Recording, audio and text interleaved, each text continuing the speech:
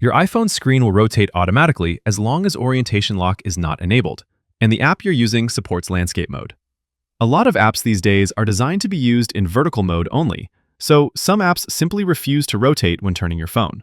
To check if orientation lock is on, you can swipe down from the top right corner to bring up the control center, and then look for a lock button with a rotating arrow around it. If that lock is on, your phone will not rotate the screen no matter which way you're holding it. Some apps will have their own gestures that allow you to bypass your system settings. Let's say I'm watching a video in the YouTube app and my screen is locked to the vertical portrait orientation. The app doesn't rotate when I turn my phone, but I can swipe up from the video player to make it full screen in landscape mode. To go back, I can simply swipe down and it goes back to the vertical mode. This is a nice little trick that allows for quick full screen playback without having to change your settings.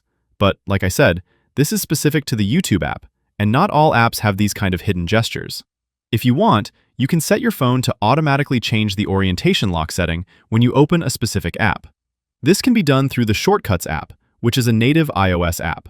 I'll just put the instructions here so you can pause and follow these during the setup.